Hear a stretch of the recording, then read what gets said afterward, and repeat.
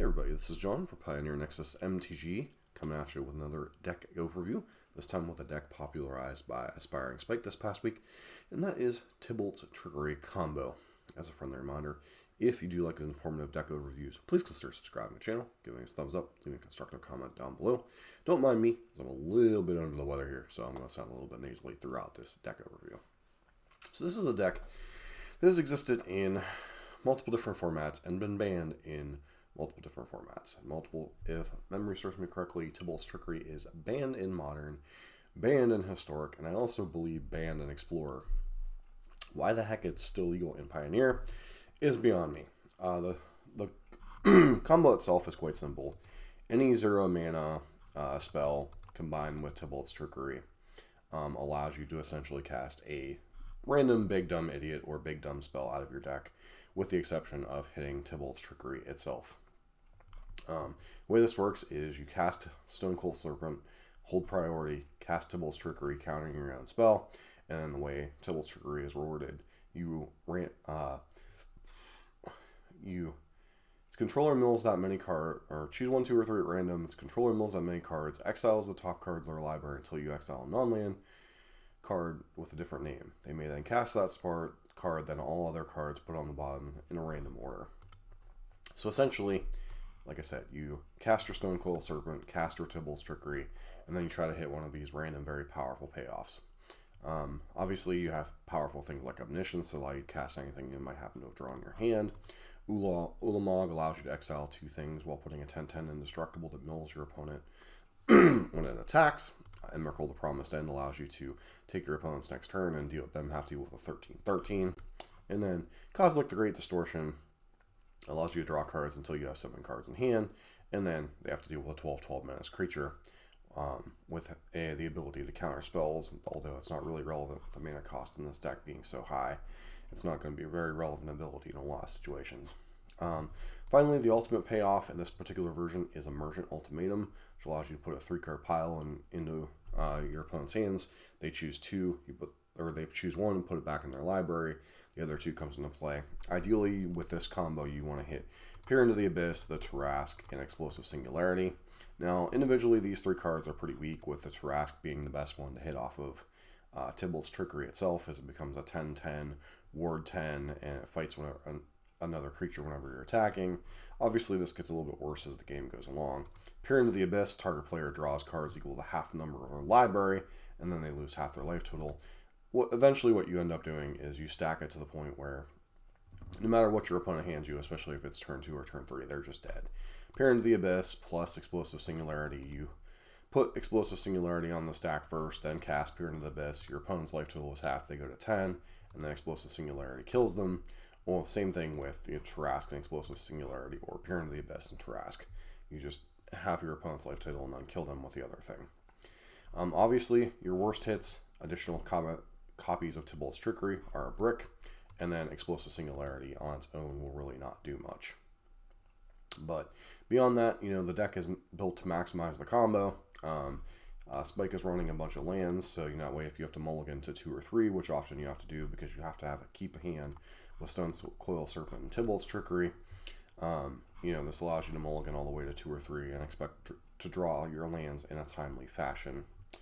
Beyond that, as far as notable lands, you have Nephalia Academy, which allows you to kind of mitigate things like Thoughtseize and stuff, which otherwise are very good against the deck. And then, obviously, you have a bunch of Scry lands with the Temples of Malice, Temples of Triumph, Zhalfirim Voids, all the ways to Scry to find the missing piece that you're doing. And then you have a little bit of additional utility in your lands with Ramunap Ruins and Den of the Bugbear. Sometimes you need that little extra reach to just get there in the situations. As far as the sideboard, obviously, when you're kind of this weird combo deck, you kind of have to be careful. Void Winnower comes in any situations where your opponent casts a bunch of even-costed spells. I'm not really sure what matchups you want this in, honestly. I know Spike has explained it a little bit, but he really brought in Stormtide and Leviathan more than Void Winnower. I would expect decks like Control and such, where they have a lot of things like the Wandering Emperor, Supreme Verdicts and such. This would certainly be a card you would want in that matchup. Stormtide Leviathan, obviously the kind of the creme de la creme against the aggressive decks. A lot of these other things, especially if you're not comboing exactly on turn 2, the aggressive decks can sometimes get around. Stormtide Leviathan, all other lands or islands in addition to their types, and then creatures without flying or island walk can attack. Basically, you get an 8/8 that can attack them and is unblockable, and they can't attack you unless they happen to have flyers if they're a deck like Spirits or something. Radiant Fountain, board these in when you're against aggressive decks need a little bit more life. Blast them when you need a little bit of interaction against potential hate pieces or just against other aggressive decks. Potentially bring them in against, with some of the other cards. One card he did mention why it's not in the deck is Ugin the Spirit Dragon. He said he would spin into a lot and just simply not win with it. I know from experience, having played this deck quite a bit in historic best of 1 queues, that Ugin would not necessarily always win the game on its own. So definitely an interesting call by Spike there, and I can't disagree with it. As Ugin, threatening an ultimate is nice if you can get to the ultimate and then put a bunch of big done enemies into play. It's kind of like an Omniscience draw card split, but it takes 2 turns to get there, and sometimes your opponent just has a way like a Dreadbore or something, and it just isn't enough to win the game on its own. And its effects aren't quite as immediate. While you can tick down, wipe your opponent's board, Ugin on its own sometimes is just simply not enough to win, even on turn 2. Overall, the deck is very good at what it does when it does it. This is a deck that's going more often than not going to fold to itself. This is a deck that is capable basically of winning on turn 2, hence why it's banned in so many formats. There's not a lot of interaction for it in the Pioneer format on turn 2. Basically, especially if you're on the play, you have Thoughtseize, Duress, Spell Pierce, those kind of effects. Most of the other 2-mana counters, things like Censor and stuff, just aren't fast enough, and there's no safety valve like Force of Negation or Force of Will in this format, as there is in Modern and such. Overall, this is a deck that just is it's RNGesus pretty much. He minimized the risks of missing whenever you hit the combo.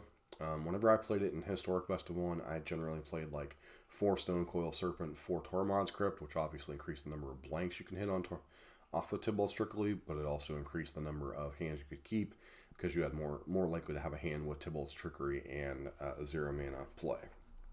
So overall, like I said, the deck is very powerful, but it's very fragile. Another card I think that has been in some of these sideboards is Leyline of Sanctity. Leyline is obviously very good against the discard decks, but the odds of having Leyline in the combo in your hand aren't that high, but it is another card that you could bring in place of something like Void Winnower against discard spell decks. What are this deck's weaknesses? Weak matchups, basically anything with a bunch of permission or discard spells. So, things like Rakdos can be a little bit difficult when they have discard spells plus pressure. Obviously, any type of counterspell decks, Spirits, blue-white control, etc. A lot of that comes down to being on the play versus the draw, being able to get under their counterspells or their Mausoleum Wanderers or whatever else. But basically, yeah, the deck it's basically a slot machine. It can do big, dumb, explosive things on turn 2, or you could sit there mulligan to 2, mulligan to 1, do nothing, and then die. If you're okay with that kind of magic, this might be the deck for you. And obviously, this deck, like I said, has been banned in Explore. It's been banned in Historic. It's been banned in Modern. A lot of the formats that are kind of surrounding Pioneer in terms of power level. So, at some point, Wizards might wake up and realize that, hey, this card needs banned, and, time to get rid of Tibalt's Trickery in the format. But it is something we should be aware of now, as Spike obviously did bring it back to the forefront with his streams this past week. And it's a deck you should be aware of. Obviously, there can be some small iterating with what you do with the deck, but generally the core of the deck is 0 mana play, which is usually like a Stonecoil Serpent, and Walking Ballista, obviously not Walking Ballista because it's banned in the format, but Stonecoil Serpent, Tormod's Crypt, any of these 0 mana artifacts that you can play in the format, plus Tibalt's Trickery, RNGesus, try to flip the deck, win from there. That's what the deck does. A little bit of ways to mitigate it with counter spells and discard spells, but overall, you need to be more aware of what your opponent's doing and just kind of pray to RNGesus that you get the win against this deck or with this deck. So it's a deck that's obviously very capable of some very fast gameplay, very fast leagues. You're going to spend more of your time mulliganing than you are playing Magic, but that's kind of the deck for you then. By all means, enjoy while the deck is legal. So, as always, this has been John for Pioneer Nexus MTG. Apologize for being under the weather, but in order to get this video out on Monday, I did have to do a deck today. So hopefully you bear with me and see you for the next video on Thursday.